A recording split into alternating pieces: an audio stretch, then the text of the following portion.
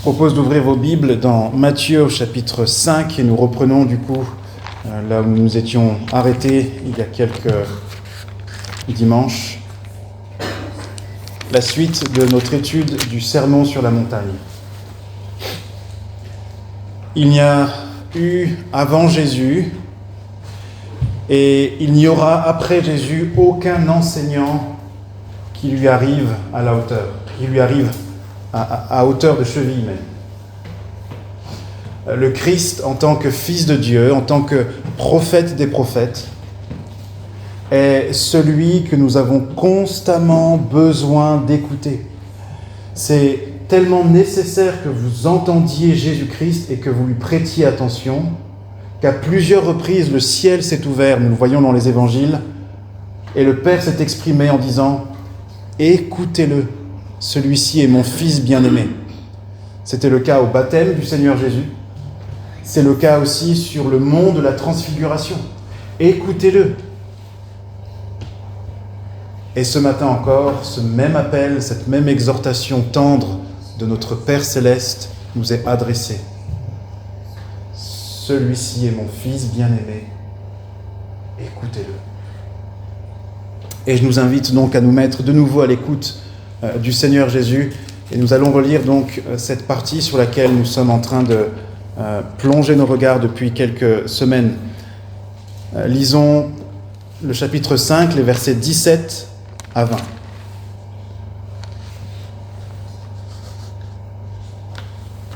Avant la lecture, une dernière remarque. Souvenez-vous que nous voyons 3 points.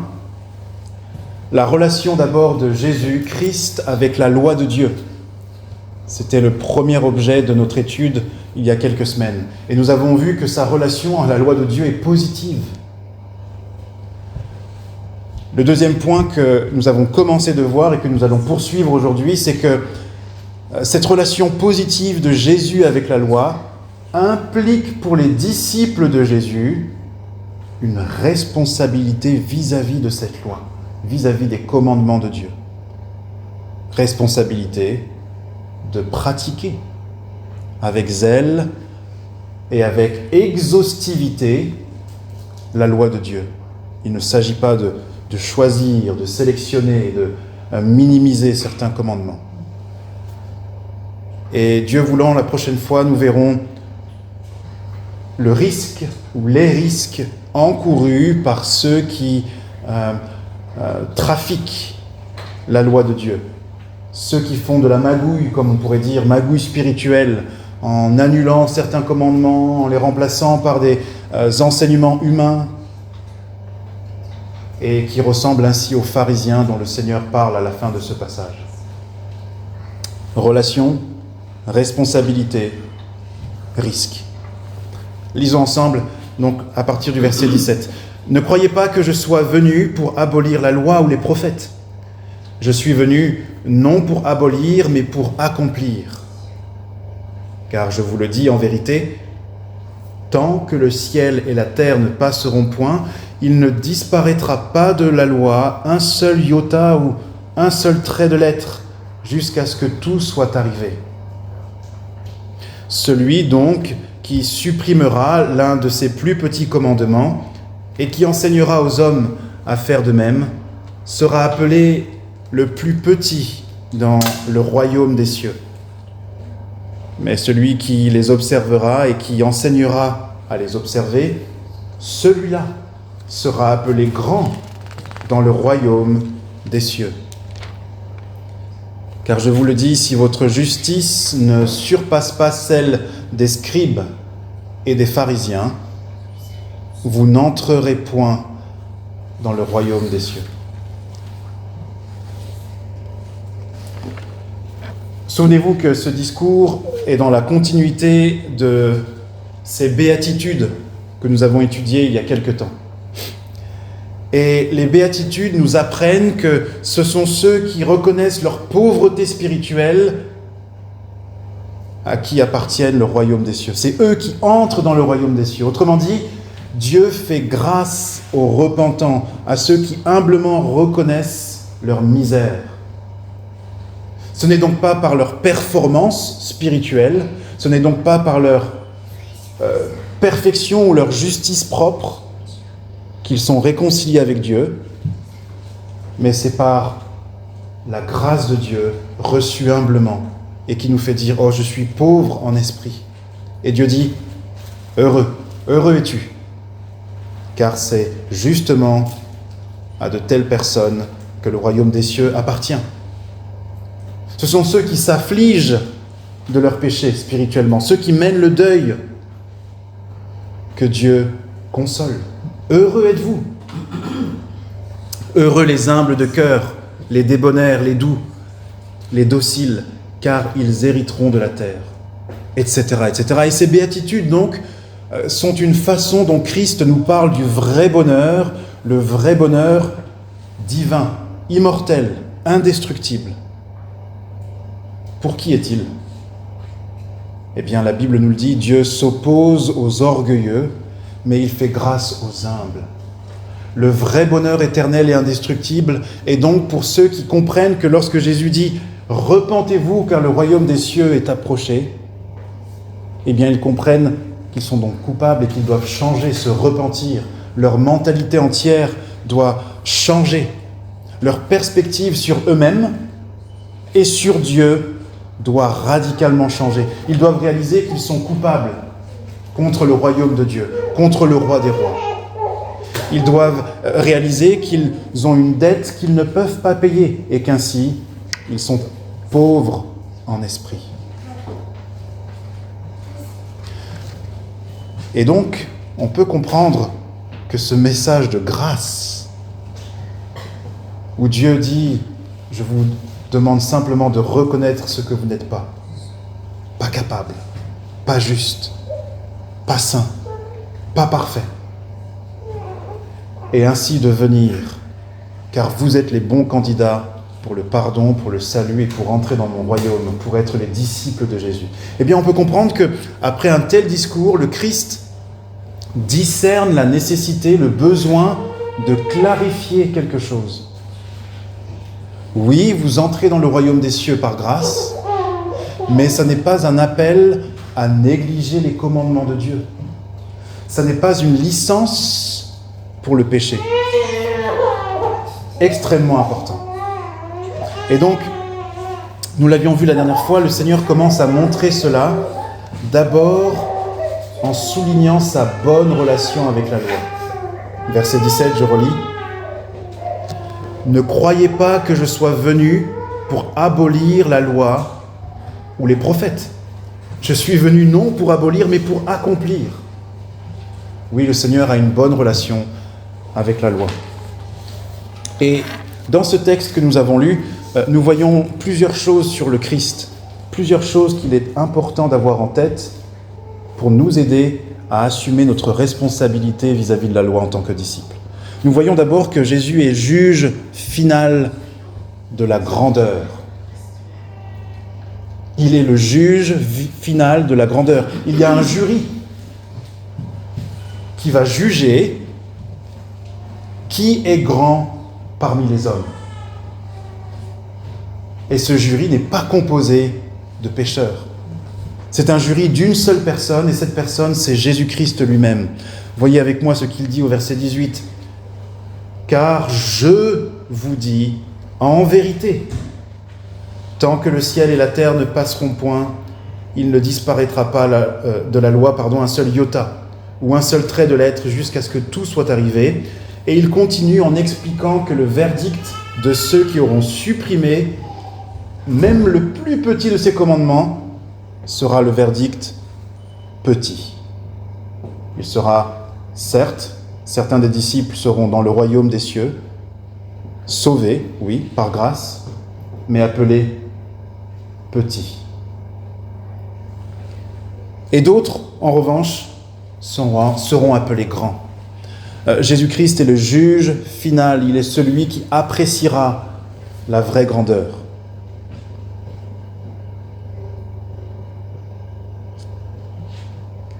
Et donc, certainement, nous faisons bien de considérer son jugement comme important, comme devant avoir un impact sur notre rapport à la grandeur. Notez ensuite rapidement que le Seigneur ne fait pas de favoritisme, on l'avait déjà mentionné, mais il dit bien celui qui, quiconque.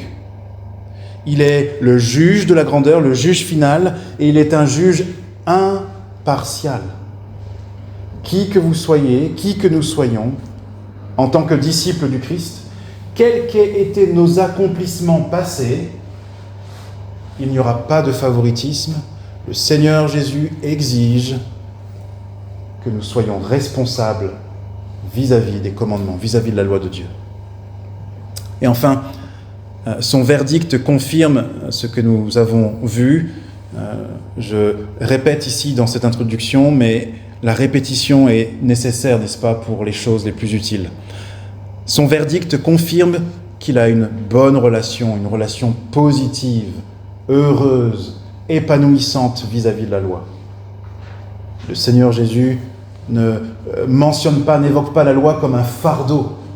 Il n'évoque pas les commandements de Dieu comme quelque chose dont on voudrait se débarrasser comme des chaînes, comme un carcan, loin de là.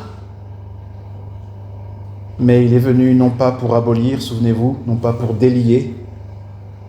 Souvenez-vous, pensez à un édifice fait de pierre, comme ce mur fait de pierre. Chaque pierre est un commandement de Dieu. Et la loi est complète, et donc ce mur de pierre est complet, agréable, beau. Et Jésus dit, je ne suis pas venu retirer certaines pierres, ce qui rendrait ce mur laid et désagréable à regarder. Je ne suis pas venu annuler certains des commandements de Dieu, certaines de ses exigences, mais je suis venu accomplir, soutenir, souligner, remplir.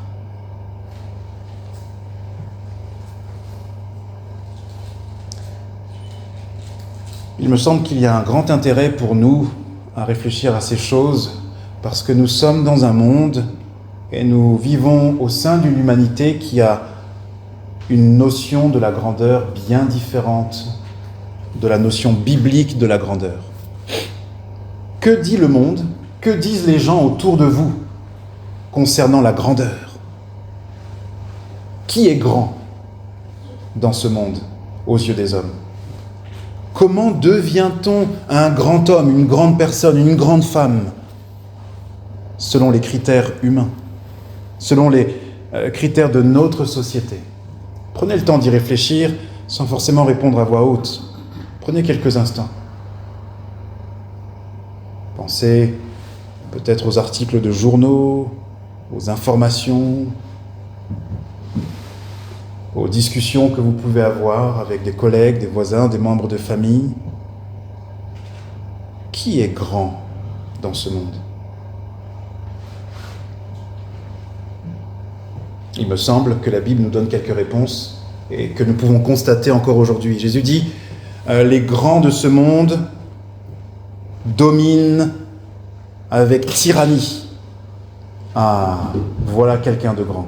Quelqu'un qui possède une autorité et un pouvoir et qui l'utilise pour écraser. N'est-ce pas? Il est grand puisqu'il n'y a pas de concurrent. Il écrase tous ses concurrents. Voilà une forme de grandeur selon notre monde.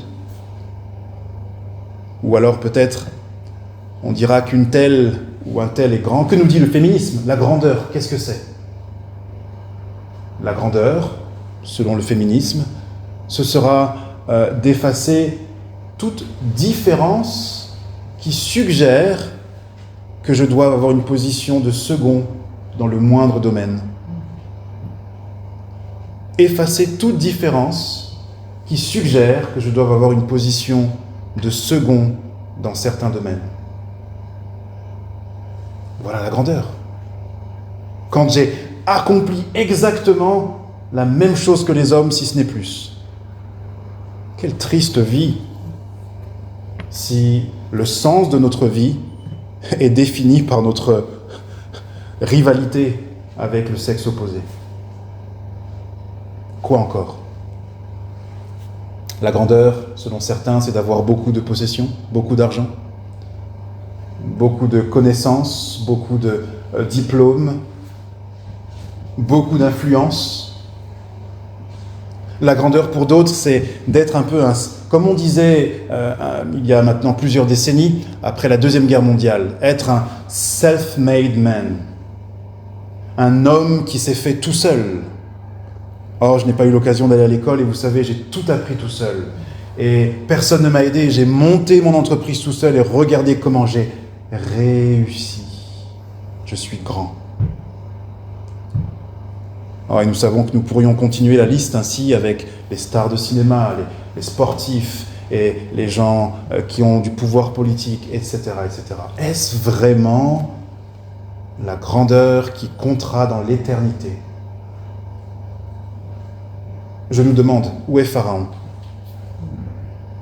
Le Pharaon contemporain de Moïse, qui refusait de se soumettre au commandement de Dieu et qui estimait que sa grandeur consistait à résister à l'Éternel, au nom duquel Moïse parlait.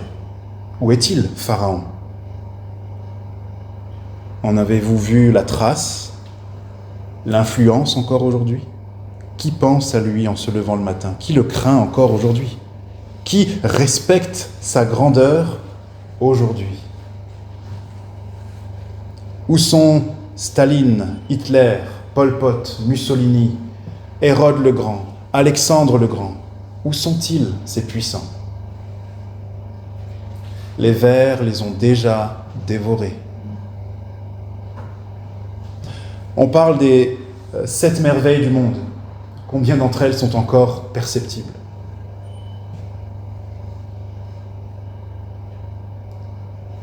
Et les merveilles que nous continuons de créer aujourd'hui, que seront-elles dans quelques centaines d'années?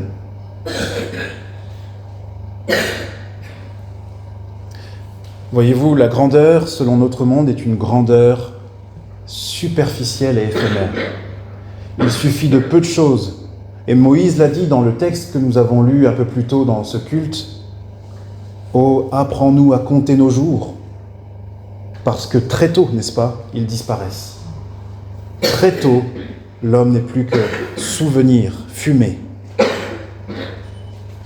Alors je crois que nous avons besoin d'être éclairés parce que la masse qui nous entoure nous influence souvent à considérer que la grandeur est bien dans ces choses éphémères et extérieures. Et nous voulons être heureux, n'est-ce pas? C'est légitime. Dieu nous a créés pour le bonheur. Et nous ne pourrons pas être heureux sans avoir compris bibliquement ce qu'est la vraie grandeur aux yeux de Dieu. Et réussir notre vie est d'une grande importance pour le bonheur.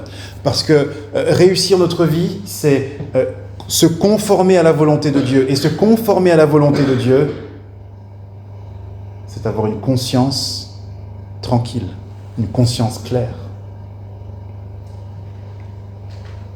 Qu'est-ce qui constitue donc une vie réussie selon le monde? Moi, je. Et d'après le Christ, Dieu a dit, et je m'y conforme. Essayons donc de voir ça d'un peu plus près, et nous allons voir 3 éléments rapidement. D'abord, la responsabilité vis-à-vis de la loi. C'est, vous l'avez remarqué, quelque chose qui doit être pratiqué et quelque chose qui doit être enseigné. Regardez avec moi le verset 19. Celui donc qui supprimera l'un de ses plus petits commandements et qui enseignera aux hommes à faire de même sera appelé le plus petit dans le royaume des cieux. Mais celui qui les observera et qui enseignera à les observer, celui-là sera appelé grand dans le royaume des cieux. Rappelez-vous que la dernière fois, nous avions parlé du fait que cette responsabilité est précédée par un appel à l'humilité. Parce que ce que Christ enseigne ici concerne chacun et chacune. Nous ne pouvons pas considérer que parce que nous sommes disciples depuis un certain nombre d'années, nous avons moins besoin d'entendre cette exhortation. Nous en avons besoin comme au premier jour. Un appel donc à l'humilité. Nous sommes tous concernés. Et un appel aussi à la responsabilité. À la responsabilité parce que la transgression, même par ignorance, est condamnable. Combien plus la désobéissance volontaire. Souvenez-vous que le Seigneur Jésus enseigne dans Luc que le serviteur qui a fait quelque chose de condamnable, mais qui ne connaissait pas la volonté de son maître, sera quand même battu d'un petit nombre de coups, mais tout de même puni. Et le serviteur qui a connu la volonté de son maître, mais ne l'a pas faite, sera puni d'une plus grande punition. Mais il y a donc un reproche à l'ignorance. Souvenez-vous, on l'avait dit, l'ignorance n'est pas une excuse. Nul n'est censé ignorer la loi. C'est ce qu'on dit même dans nos sociétés, n'est-ce pas? Et Dieu n'est pas moins exigeant avec sa loi qui est sainte, qui est bonne, qui est juste. Alors, redisons-le à nouveau, quelle est la responsabilité qui est la vôtre en tant que disciple de Christ? Que doit faire un disciple? Qu'est-ce qu'un disciple? Un disciple, c'est un homme, une femme qui suit un maître qui enseigne. Et notre responsabilité, c'est d'imiter donc ce maître.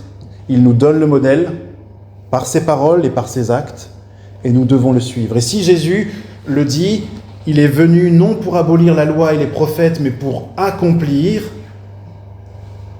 nous ne sommes pas plus grands que le maître. Nous ne pouvons pas penser pouvoir vivre à la gloire de Dieu et être les lumières du monde et le sel de la terre en ne suivant pas les traces et le modèle de celui qui est la lumière du monde par excellence et qui est le sel de la terre par primauté.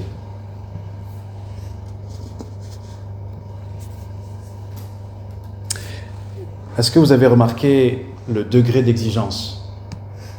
Que dit le Seigneur Jésus? Il ne parle pas de façon juste générale et globale. Il ne parle pas d'à peu près. Ce serait déjà assez exigeant, n'est-ce pas, si le Seigneur disait « Je veux que globalement vous soyez conformes à la loi ».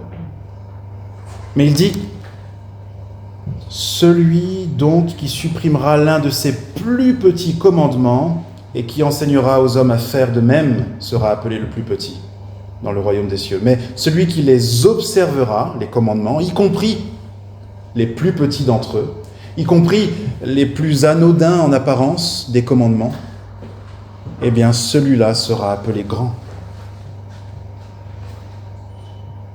Le Christ, notre Seigneur, est exigeant, et ce n'est pas une exigence que nous devrions recevoir comme un fardeau. C'est une belle exigence, parce qu'il s'agit ici de ces commandements qui sont bons, qui réjouissent le cœur. Écoutez comment David parle des commandements de Dieu dans le psaume 19. Je vais lire un extrait.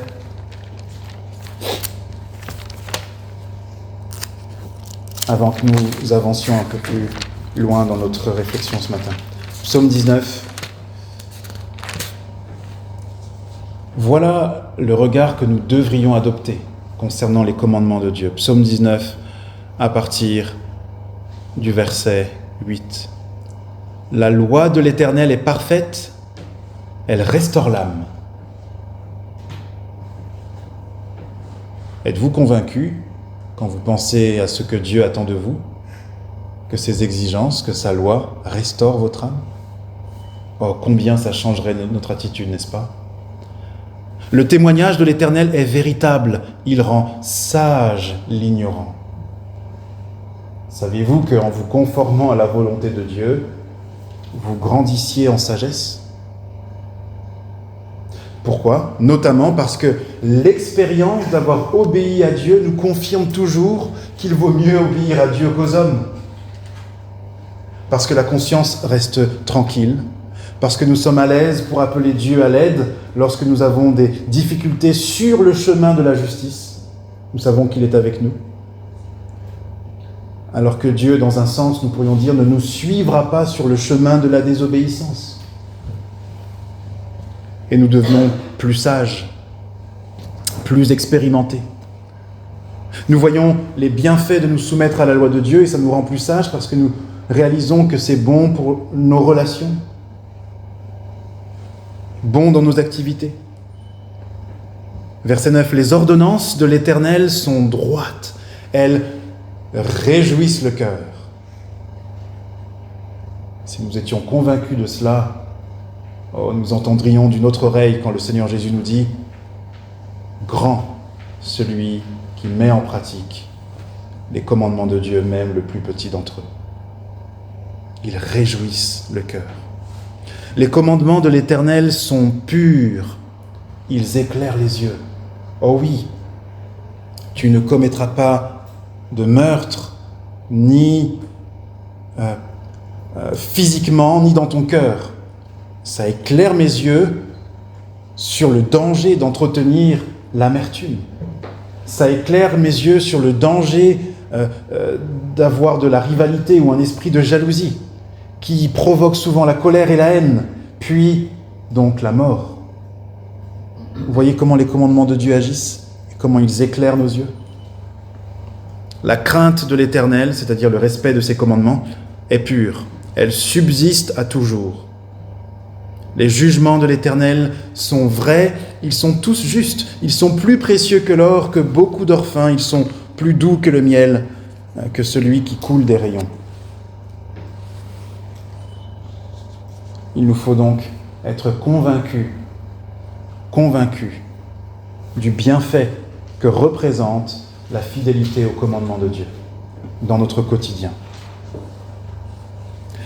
Notons deux choses, si vous voulez bien, encore. Notez d'abord dans le texte que nous avons ce matin pour texte principal, que le Seigneur nous montre une priorité. Qu'est-ce qui vient en premier ? L'enseignement, la pratique, l'enseignement. Je relis. Celui donc qui supprimera l'un de ses plus petits commandements et qui enseignera aux hommes à faire de même. Puis plus loin, mais celui qui les observera et qui enseignera à les observer. Notez donc que c'est la pratique qui vient avant. Le Seigneur nous appelle donc d'abord à nous assurer que nous sommes nous-mêmes dans une démarche de nous soumettre à Dieu avant que de présenter aux autres les exigences de Dieu et d'attendre qu'ils se soumettent à Dieu. C'est de cette façon que nous pouvons être de façon véritable les lumières du monde. Ce n'est pas en parlant davantage que nous agissons, mais en agissant d'abord, en nous conformant nous-mêmes à la volonté de Dieu.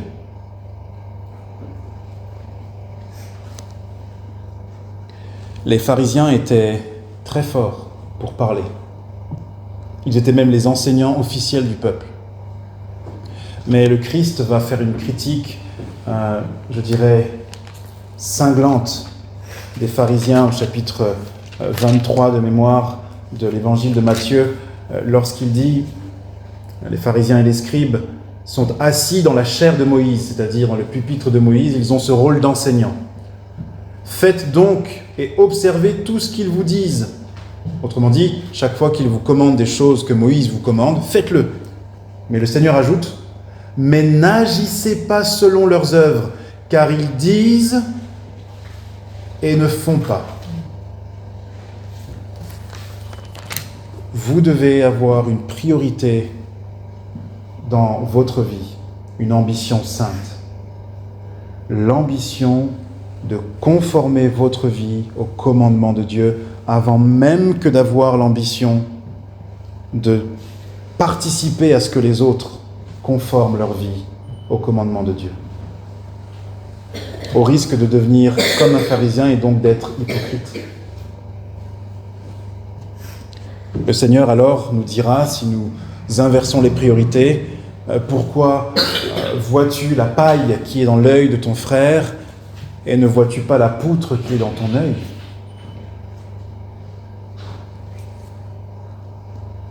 Oui, la pratique, vient avant. Mais une fois qu'on a dit cela, ne nous trompons pas. Car il existe, et j'en connais, vous en connaissez peut-être, bien des chrétiens qui parlent ainsi. Oh non, je ne vais pas dire à ce frère ou à cette sœur que son grave péché, il doit s'en détourner. Ça, c'est le rôle du Saint-Esprit. Moi, je me contente de prier, de montrer l'exemple, mais ce n'est pas à moi de dire, de parler. Ou j'ai entendu autrefois une sœur, et elle était sincère, j'en suis convaincu, et pensait bien faire, mais qui disait « Moi, au travail, je ne dirai à personne que je suis chrétienne. Mais je leur montrerai que je suis chrétienne en témoignant silencieusement par mon comportement. » Est-ce que c'est ce que le Seigneur nous demande de faire? Lisez avec moi à nouveau. « Mais celui qui les observera et qui enseignera à les observer, celui-là sera appelé grand dans le royaume des cieux. » Nous avons une responsabilité qui est double vis-à-vis de la loi de Dieu en tant que disciples. La première responsabilité, ou le premier aspect de cette responsabilité, c'est de mettre en pratique nous-mêmes ces commandements de Dieu. Mais ça va avec le fait d'instruire ceux qui nous entourent concernant ces commandements de Dieu, afin qu'ils ne soient pas mal compris. Parce qu'autour de nous, beaucoup de gens ne comprennent pas ce que Dieu commande. Et pourquoi est-ce que Dieu commande ces choses? Beaucoup de gens autour de nous ne comprennent pas que les commandements de Dieu ne sont pas un moyen de salut, mais sont la façon dont nous vivons une fois que nous avons reçu le salut. Et regardez quelle est l'erreur fatale que nous pouvons pousser les autres à commettre si nous fermons la bouche tout en montrant un comportement qui se conforme à la loi de Dieu. Que risquent de se dire ceux qui nous entourent?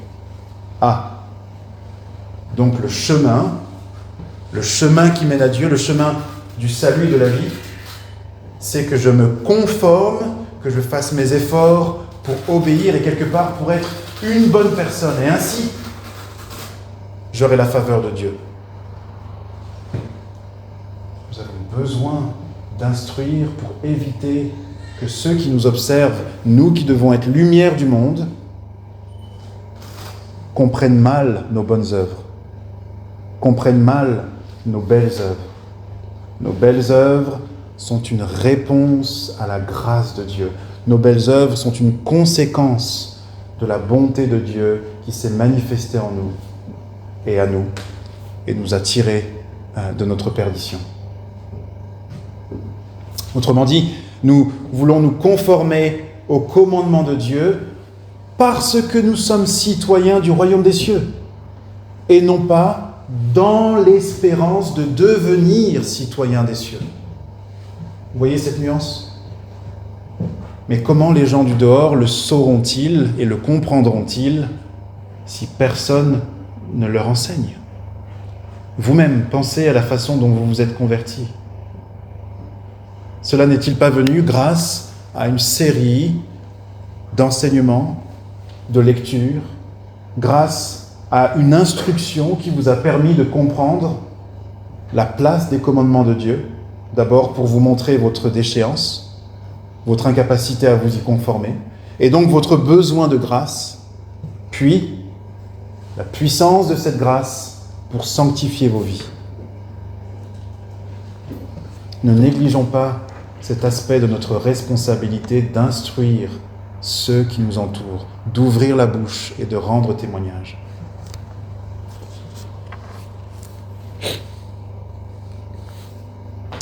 La pratique vient avant donc, mais l'instruction n'est pas une option. Et clairement ici, c'est une censure indirecte, cette parole du Seigneur, une censure de ceux qui veulent être des témoins muets. Avez-vous déjà vu dans un tribunal un témoin muet?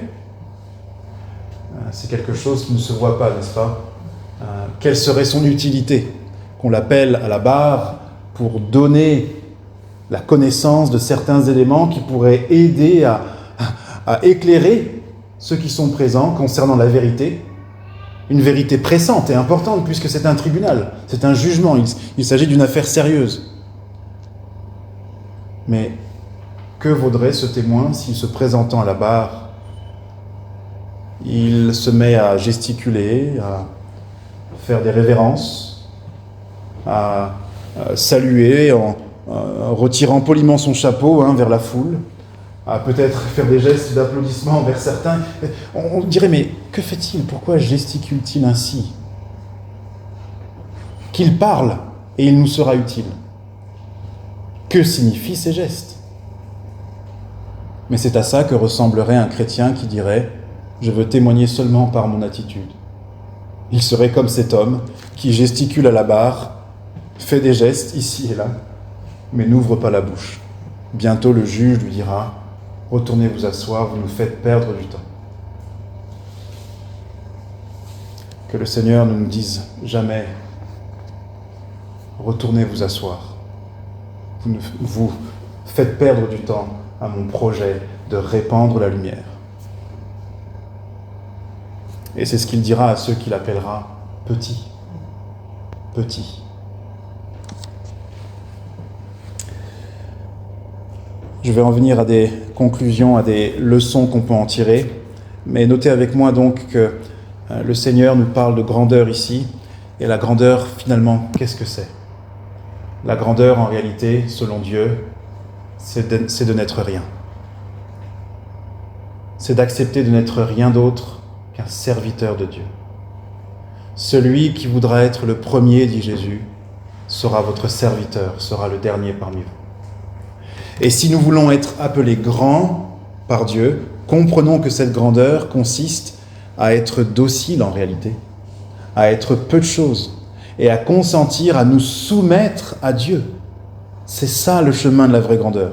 Vous voyez, le monde nous parle d'une grandeur qui consiste à nous élever nous-mêmes, mais Jésus nous dit, celui qui s'élèvera sera abaissé, mais celui qui s'abaissera sera élevé. Et on ne peut pas mettre en pratique les commandements de Dieu, même le plus petit d'entre eux, celui que je trouve anodin, tellement anodin qu'il nécessite que je me baisse pour le pratiquer. Nous ne pourrons pas faire cela si nous voulons être à nos yeux grands selon le monde. Le chemin donc de la grandeur dans le royaume des cieux, c'est le chemin qui descend. Le chemin de la grandeur dans le royaume des cieux, c'est le chemin qui descend et qui s'abaisse. Alors entendons cette exhortation que nous avons lue de l'apôtre Paul, que chacun d'entre vous ait une opinion humble de lui-même, une opinion modeste. Sans cela, nous nous arrogerons le droit de trier les commandements de Dieu. Nous nous arrogerons le droit de nous placer au-dessus de la parole de Dieu pour la juger, plutôt que de la laisser être au-dessus de nous pour nous juger et nous orienter et nous diriger. Oui, la sainte ambition de devenir grand est une ambition qui chemine par l'abaissement. Alors j'aimerais nous encourager en nous posant cette question. Quelle est votre ambition dans la vie? Quel est votre projet le plus profond? Quelle est votre aspiration la plus profonde? Je pose la question autrement, quelle devrait être notre ambition d'après l'enseignement de notre Seigneur Jésus? Après quoi devrions-nous aspirer? Ce serait paradoxal et presque anti-chrétien si je disais « Nous devons ambitionner d'être grands ». Mais si nous comprenons quelle est la grandeur du royaume, alors nous pouvons parler ainsi. Et je vous invite et je nous invite à aspirer à être grands dans le royaume des cieux, c'est-à-dire à suivre ce chemin de l'abaissement et de la soumission à Dieu. Pourquoi? Parce que celui qui observera les plus petits commandements même, et qui enseignera à les observer, celui-là sera appelé grand dans le royaume des cieux. C'est-à-dire, il fera le plaisir de Dieu. Il satisfera son maître. Il fera la volonté de celui qui l'a envoyé. Ayons donc une sainte ambition de plaire à Dieu plutôt que de plaire aux hommes, et plutôt même que de nous plaire à nous-mêmes. Passons à quelques leçons que nous pouvons tirer de ce ce passage. Et j'en mentionne 6. Premièrement, parce que notre éternité est impactée par notre obéissance, nous devons avoir la résolution d'aller de progrès en progrès dans l'obéissance à Dieu et dans la consécration. Je le redis. Parce que notre éternité sera impactée par notre obéissance. Je précise, je ne parle pas du salut, mais si nous sommes disciples de Jésus, nous serons appelés ou bien petits dans le royaume des cieux, ou bien grands. Et le royaume des cieux, ça n'est rien d'autre que l'état éternel, la venue du royaume de Dieu.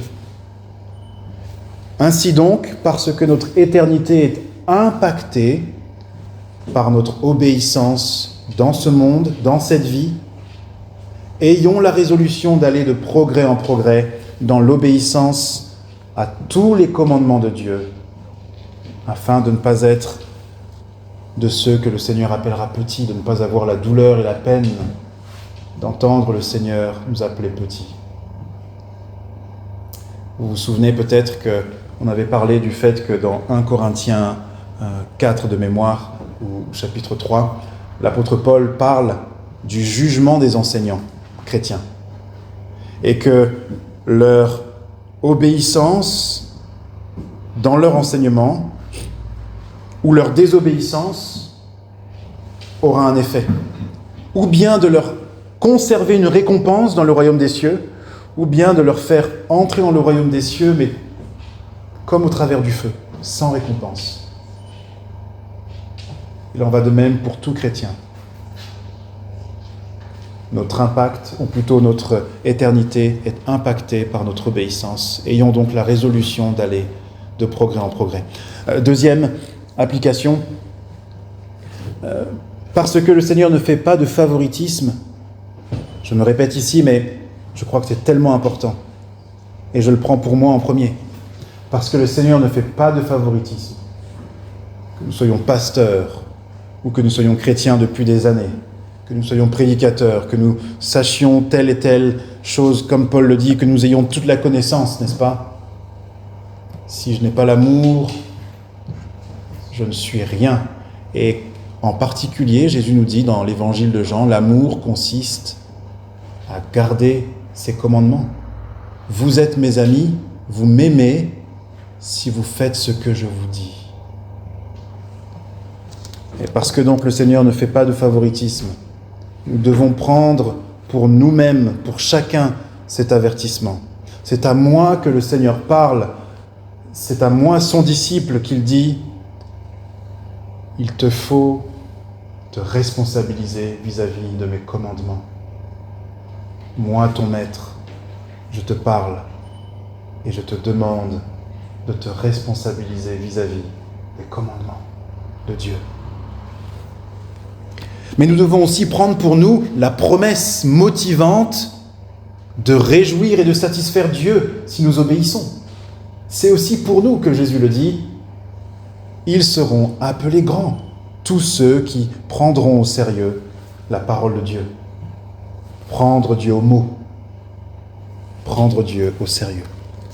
Troisième leçon ou application pour nous, nous avons besoin de changer notre pensée, notre regard concernant la loi de Dieu. La loi de Dieu doit devenir de plus en plus notre plaisir et notre joie et notre nourriture si nous sommes vraiment devenus disciples de Jésus-Christ. Disciples de celui qui a dit, lorsque ses disciples lui proposent à manger, Jean chapitre 4, après que Jésus ait discuté avec la femme samaritaine, « Tiens, voilà à manger, mange Seigneur. » Et il dit « Non, car j'ai à manger une nourriture que vous ne connaissez pas. » Et il s'interroge, quoi? Quelqu'un lui a donc amené à manger pendant que nous étions en ville pour chercher de quoi nous restaurer?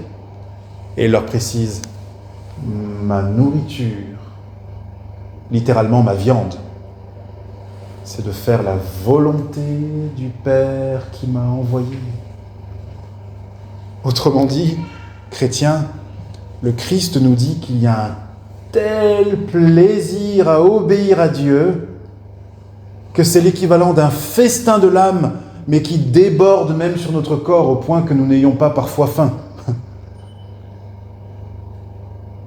Et on le voit aussi quand le Seigneur Jésus est tenté dans le désert.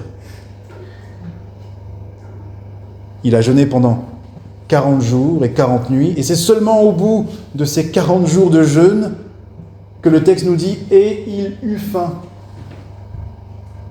Pourquoi ? Eh bien, il le dit au diable, parce que l'homme ne vivra pas de pain seulement, mais de toute parole, même les plus petits commandements, de toute parole qui sortira de la bouche de Dieu.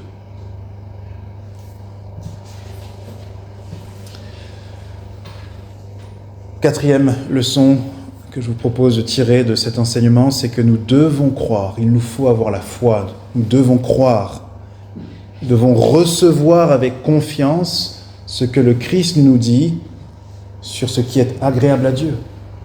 Vous vous posez la question régulièrement, je le sais, parce que si vous êtes chrétien, c'est forcément une question que vous vous posez. Et je me la pose comme vous.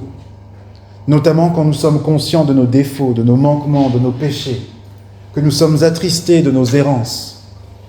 Vous vous posez la question, est-ce que Dieu est content de moi ? Comment est-ce que je peux plaire à Dieu ? Comment est-ce que je peux trouver cette satisfaction dans mon cœur d'avoir satisfait le cœur de Dieu ? Mais ayons foi dans ce que le Seigneur nous dit. Nous plaisons à Dieu en nous soumettant à sa volonté, en faisant ses commandements, même le plus petit. Souvenez-vous que le Seigneur Jésus précise « Dieu préfère l'obéissance au sacrifice ». Citation de l'Ancien Testament. Dieu préfère l'obéissance au sacrifice. Et finalement, c'est simple, n'est-ce pas, ce que Dieu nous demande pour lui plaire. Pensez avec moi, finalement c'est simple. Dieu nous a donné une nouvelle nature, car tous ceux qui sont en Christ sont une nouvelle créature. Toutes choses sont désormais nouvelles et les choses anciennes sont passées.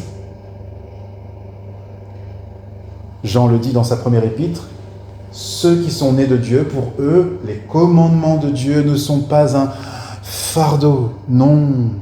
Mais je cours dans tes lois et dans tes commandements, dit le psaume 119. Oh, combien j'aime ta loi. Croyons ce que le Seigneur Jésus nous dit. Nous pouvons plaire à Dieu et réjouir Dieu. Quel mystère, nous pécheurs, nous pouvons. Vous pouvez. Chaque fois que vous obéissez, d'un cœur humble et sincère, plein de foi, vous réjouissez votre Père céleste.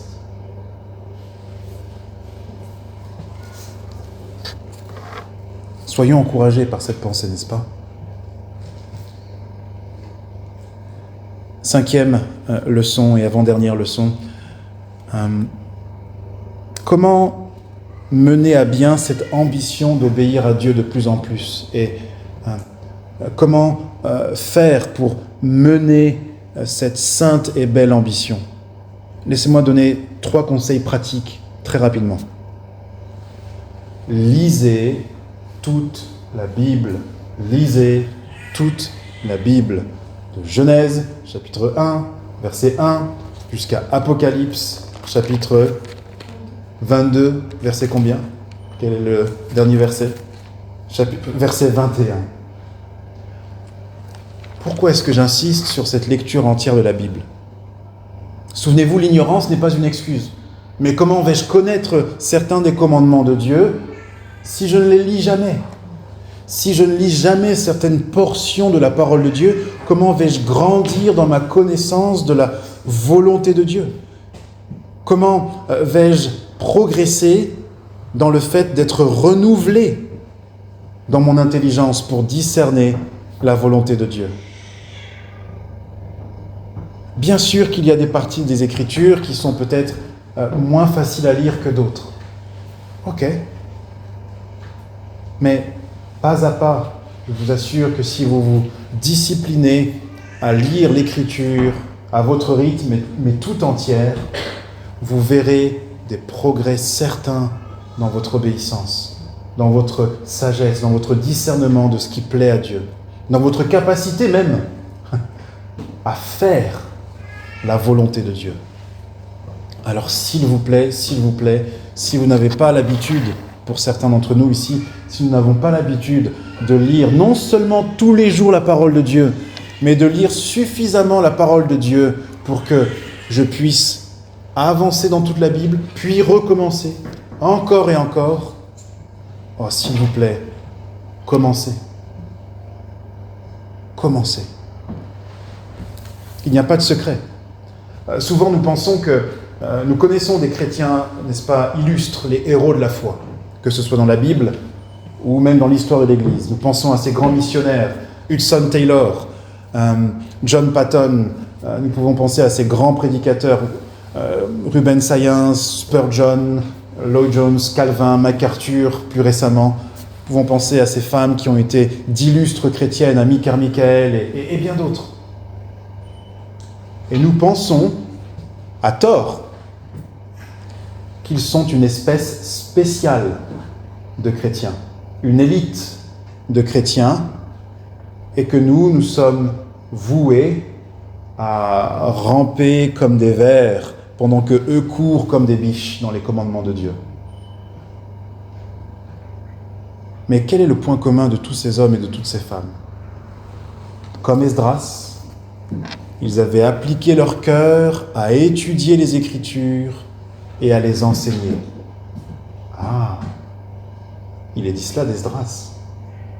C'est exactement ce que le Seigneur réclame ici. Appliquer notre cœur à pratiquer les commandements et à les enseigner. Comment vais-je les pratiquer et les enseigner si je les ignore ? Lisons donc toute la Bible, s'il vous plaît. J'accélère sur les 2 conseils suivants, mais prions. Prions et demandons à Dieu de nous aider à mieux comprendre sa volonté, à mieux comprendre ses commandements. Dieu répond, il est fidèle. Et ayons le réflexe, quand nous tombons sur des commandements qui nous semblent anodins, vous savez, l'un de ces plus petits commandements, arrêtons-nous un instant et posons-nous cette question devant Dieu. Seigneur, je sais que ta loi est merveilleuse, que tes commandements sont tous beaux. Mais je sais aussi que je suis pécheur et que j'ai besoin constamment que tu m'éclaires. Ce commandement me semble anodin, et peut-être qu'il n'est pas effectivement aussi grand que les autres. Mais dans tous tes commandements, il y a sainteté, beauté et bonté. Montre-moi dans ce commandement la beauté, la bonté, la sainteté. Vous voyez un peu la démarche ? Parce que c'est en faisant cela que nous allons grandir dans notre estime, y compris de ces plus petits des commandements. Et que nous serons moins tentés de les négliger et de les délaisser. J'en viens au 6e et dernier point, 6e et dernière application. Je rappelle rapidement, parce que notre éternité est impactée par notre obéissance. Première application, Prenons la résolution d'aller de progrès en progrès dans l'obéissance et la consécration. Deuxième point, parce que le Seigneur ne fait pas de favoritisme. Nous devons prendre pour nous l'avertissement, mais aussi la promesse motivante d'être appelés grands, de réjouir Dieu, de satisfaire le Seigneur dans ce chemin d'abaissement et d'obéissance. Troisièmement, nous devons changer notre mentalité, notre regard concernant la loi de Dieu.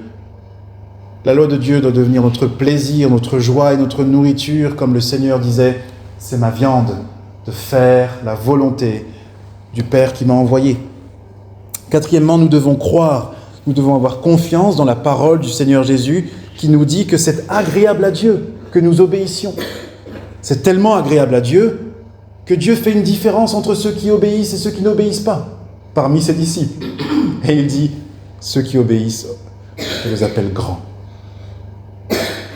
Bien qu'ils se soient abaissés et soumis, c'est justement ça la grandeur.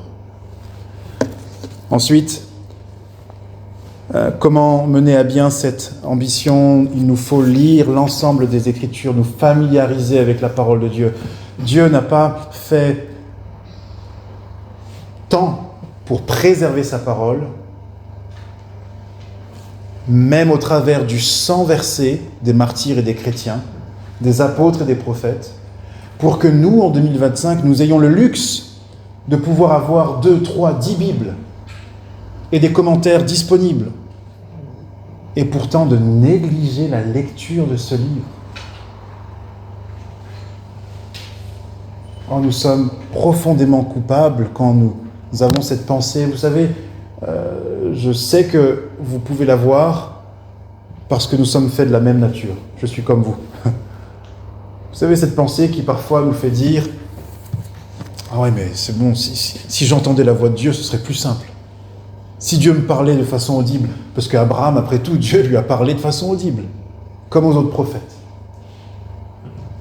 Mais Dieu a inspiré un livre avec des phrases, avec des mots, une grammaire que nous avons étudiée pour la plupart d'entre nous. Quelle est notre excuse ? Nous faisons l'effort d'étudier les phrases et la grammaire de nos contrats de travail, de nos cours pour les études, de ce que telle assurance ou telle banque nous donne dans le contrat. Nous faisons l'effort d'analyser la syntaxe et de comprendre un nombre de textes infini, mais infiniment moins important que la parole de Dieu.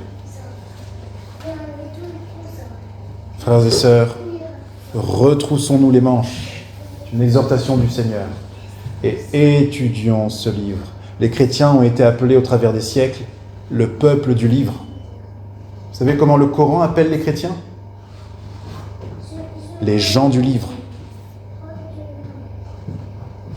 Le monde a connu les chrétiens, où qu'ils soient, comme étant les gens d'un livre.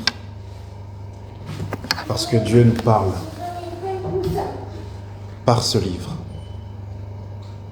Faisons honneur à ceux qui nous ont précédés et qui ont permis que ce livre soit préservé. Faisons honneur à Dieu aussi et à son esprit qui l'a inspiré. Et enfin, dernier donc, notre obéissance doit d'autant plus augmenter que le mal grandit. Notre obéissance doit d'autant plus augmenter que le mal grandit. Lorsque le mal grandit, comme le Seigneur Jésus l'a annoncé dans Matthieu 24, à cause de l'augmentation du mal, l'amour du plus grand nombre se refroidira. Nous avons donc une pression supplémentaire, pas du Seigneur, mais de notre environnement, qui veut nous pousser à relâcher, à nous relâcher concernant les exigences de Dieu. Mais au contraire, au fur et à mesure que le mal augmente et que les ténèbres s'épaississent, que la noirceur de ce monde grandit, nous avons une occasion spéciale, frères et sœurs, de faire la différence, d'être des lumières. Quand est-ce que la lampe de votre téléphone portable brille le plus fort? Est-ce que ce n'est pas lorsque vous êtes dans une pièce sombre? Ce monde devient très sombre. Et alors nous avons l'occasion de briller comme jamais, puisque c'est en faisant la volonté de Dieu que nous sommes la lumière du monde. Que Dieu nous aide à préparer le retour de notre Seigneur Jésus en étant de fidèles lumières à sa suite. Amen.